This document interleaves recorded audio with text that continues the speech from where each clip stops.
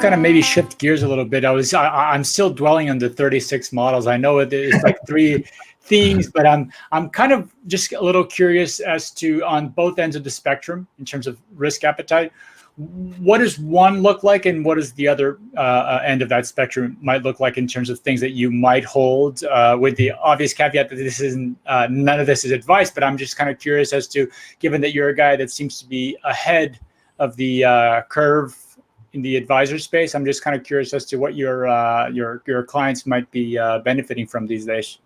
Sure. So this is going to sound really familiar to you guys because it's really not that different from what you guys do. But realistically, we run target volatility ultimately, right? So originally, I went down the path of trying to do risk parity, and it was really hard to get everybody in kind of one thing, right? So what we found that from a suitability standpoint, I imagined that if I had to mark in front of a judge tomorrow to defend why did you choose XYZ for Mr. and Mrs. Smith, can I defend it, right? And so the amount of due diligence and analysis that ends up going into running a target volatility strategy, I feel pretty confident I can march in front of anybody and defend it.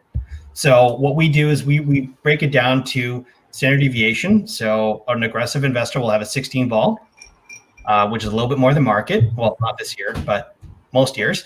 A growthy oriented investor will have a 12% target vol, which is effectively close to what the S&P would normally have. And then I'd say a conservative investor on the flip side would have a 4% vol, which is similar profile to a government bond. And then we figured a balanced investor would be kind of somewhere in the middle when we decided at about 8%. And what we found is almost all of our clients will come in one of those variabilities. So that's why I'm saying that we're slicing and dicing them a bunch of ways, because we have three strategies sliced and diced 4 to 5 ways.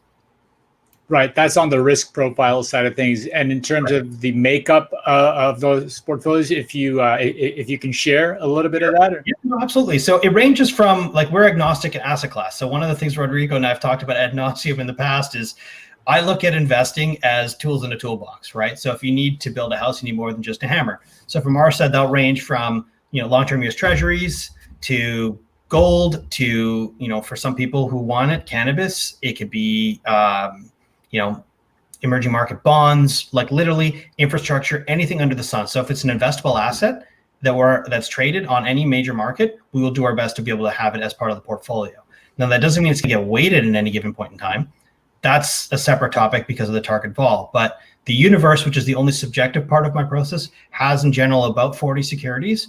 Some of them are privates that are non-correlated to the market, and that's by design. And then the rest of them are publicly traded, typically larger broad-based indices that range from fixed income all the way to specialty equities.